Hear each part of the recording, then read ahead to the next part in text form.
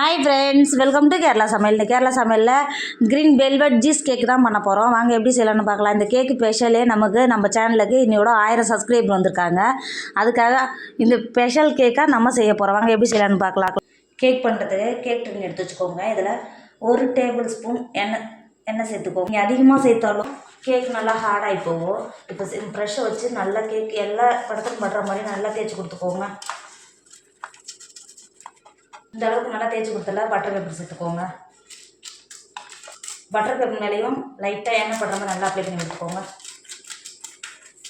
Extra மாவு எடுக்க போகிறதுனால மேலே இது மாதிரி இப்போவே எண்ணெய் தேய்ச்சி வச்சுருக்கிறதா ஒரு பட்டர் பேப்பர் ஷெட் பண்ணி வச்சுக்கோங்க. அப்போ தான் மேலே பொங்கி வராமல் இருக்கும் கேக்கு. ஃப்ரெண்ட்ஸ், இப்போ பாருங்கள், கேக் டின்னை கரெக்டாக பட்டர் பேப்பர் விட்டு வச்சுட்டு ஓரமாக வச்சுக்கோங்க.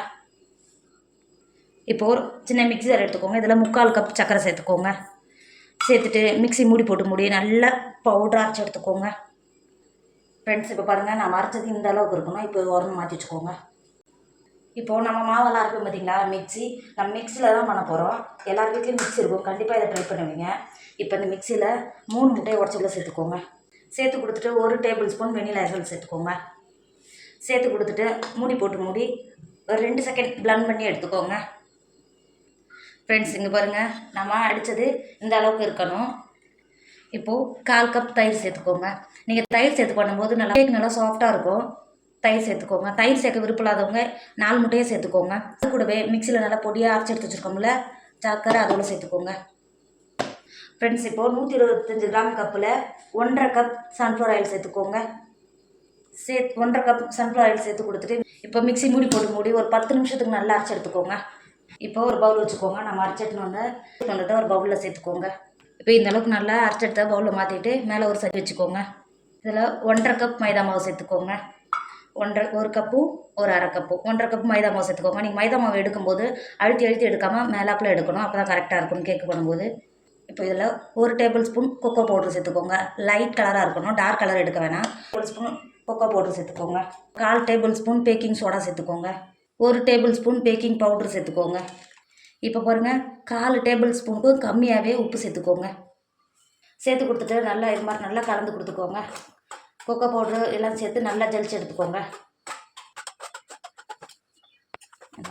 இப்போது ஜலிச்சு எடுத்த மாவை ஃபோர்க்கோ இல்லை விஸ்கோ வச்சு நல்லா கலந்து கொடுத்துக்கோங்க. ஒரே சைடாக கலந்து கொடுத்துக்கோங்க.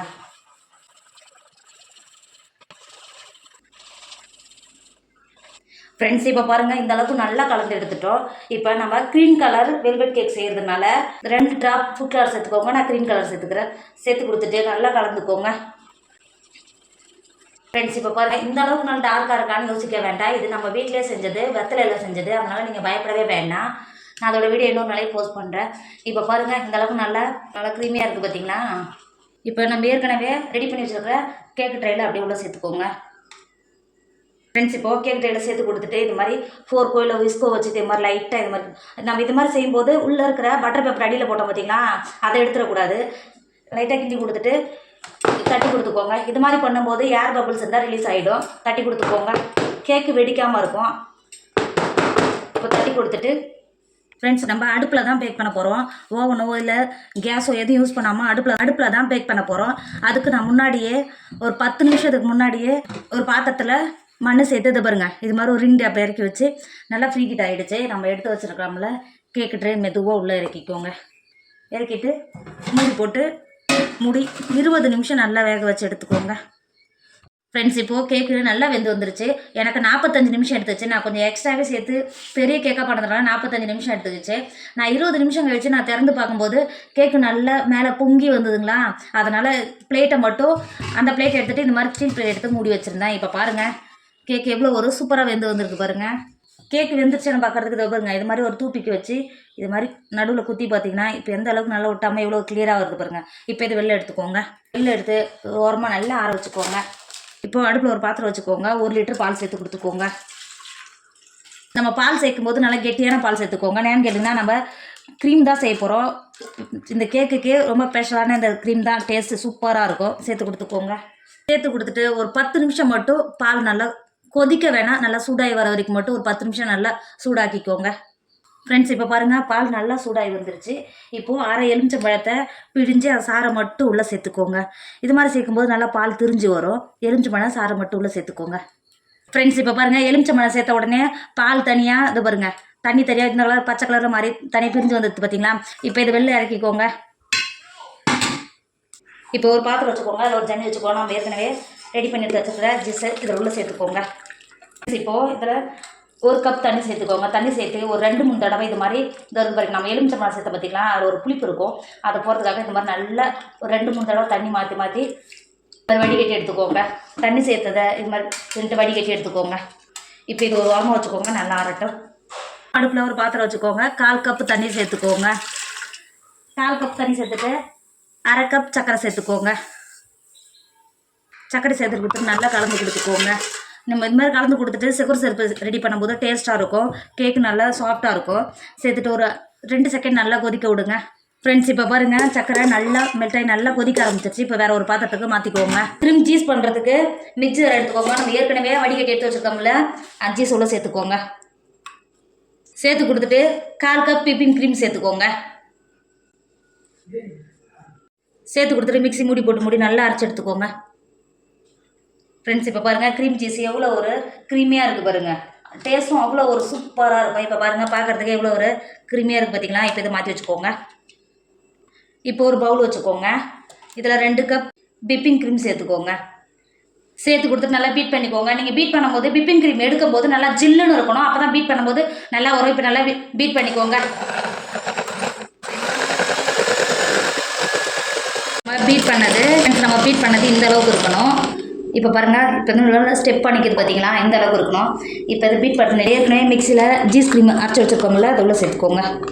இது கூட சேர்க்கும்போது டேஸ்ட் இன்னும் நல்லா சூப்பராக இருக்கும். நல்லா சேர்த்து கொடுத்துக்கோங்க. இப்போ சேர்த்து கொடுத்துட்டு ஒரு 2 செகண்ட் மட்டும் நல்லா பீட் பண்ணிக்கோங்க. பீட் பண்ணுறது நிறுத்திக்கோங்க. நம்ம க்ரீம் சீஸ் சூப்பராக ரெடி ஆகிடுச்சு. இது ஒரு மாதிரி மாற்றி வச்சுக்கோங்க. ஃப்ரெண்ட்ஸ் நம்ம கேக்கு நல்லா ஆகி வந்துடுச்சு. இப்போ பாருங்கள் இப்போ இதை வெளில ஈஸியாக எடுக்கிறதுக்கு வெளில யூஸாக வரும். நம்ம பார்த்தீங்களா இப்போ இருக்கிற இந்த பட்டர் பேப்பரெல்லாம் ரிமூவ் பண்ணிக்கோங்க. பாருங்கள் எவ்வளோ ஒரு ஈஸியாக எடுக்க வருது பாருங்கள். கேக்கு எவ்வளோ ஒரு சாஃப்டாக எவ்வளோ ஒரு சூப்பராக இருக்குது பார்த்தீங்களா. இப்போ வேறு ஒரு பாத்திரத்துக்கு மாற்றி கொடுத்துக்கோங்க. இப்போ இந்த கேக்கை 3ஆக கட் பண்ணி எடுத்துக்கோங்க. அது இருக்குது பார்த்தீங்களா, சுற்றி இருக்கிறதெல்லாம் கட் பண்ண வேணாம், சாஃப்டாக தான் இருக்குது. இப்போ மேலே இருக்குது பாருங்கள், இது மட்டும் லைட்டாக கட் பண்ணிக்கோங்க. இது கட் பண்ணிவிட்டு இது மாற்றி வச்சுக்கோங்க. நான் கேக்கு டெக்கரேஷன் பண்ணுறதுக்கு இது யூஸ் ஆகும். இது மாற்றி வச்சுக்கோங்க. இப்போ இதை கேக்கை 3 பாகமாக கட் பண்ணிக்கோங்க. இப்போ 3 லேயராக கட் பண்ணி எடுத்துருக்க கேக்கு ஒரு ஓரமாக வச்சுக்கோங்க. இப்போ ஒரு பிளேட்டில் என்கிட்ட இதாக இருக்குது. பிளேட்டில் ஒரு பட்டர் பேப்பர் போட்டு வச்சுருக்கேன். இப்போ இது இருக்குது பார்த்தீங்களா, நம்ம முதல் லேயர் கட் பண்ணோம் பார்த்தீங்களா, அதை இதுக்குள்ளே சேர்த்துக்கோங்க. சேர்த்துட்டு நம்ம ஏற்கனவே சுகர் சிரப் ரெடி பண்ணி வச்சோம் பார்த்தீங்களா, அதை இது மேலே சேர்த்து கொடுத்துக்கோங்க. சேர்த்து கொடுத்துட்டு நம்ம விப்பிங் க்ரீம் ஏற்கனவே அடிச்சு எடுத்து வச்சுக்கோம்ல, அது உள்ளே சேர்த்துக்கோங்க. இது மேலே சேர்த்துட்டு அப்ளை பண்ணி லைட்டாக இதெல்லாம் பக்கம் போடுற மாதிரி தடவி கொடுத்துக்கோங்க.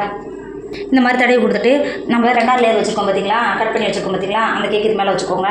மேலே வச்சுட்டு திரும்பவும் சுகர் சிரப்பை மேலே சேர்த்துக்கோங்க.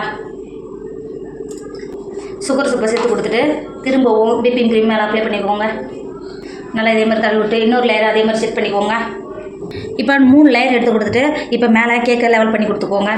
எல்லா இடத்துக்கும் படுற மாதிரி விப்பிங் க்ரீமே லெவல் பண்ணி கொடுத்துக்கோங்க.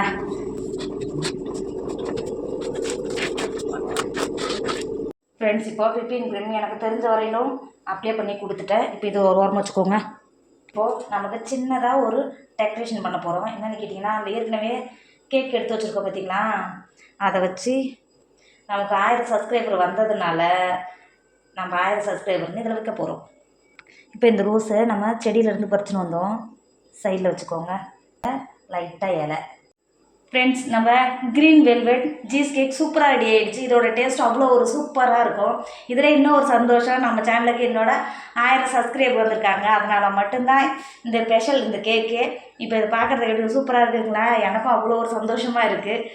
நீங்கள் கண்டிப்பாக ட்ரை பண்ணுங்கள். என்னோடய வீடியோ உங்களுக்கு பிடிச்சிருந்தா உங்கள் ஃப்ரெண்டு உங்கள் ஃபேமிலிக்கு ஷேர் பண்ணுங்கள். மறக்காமல் கேரளா ஃபேமிலியை சப்ஸ்கிரைப் பண்ணிக்கோங்க. தேங்க்யூ.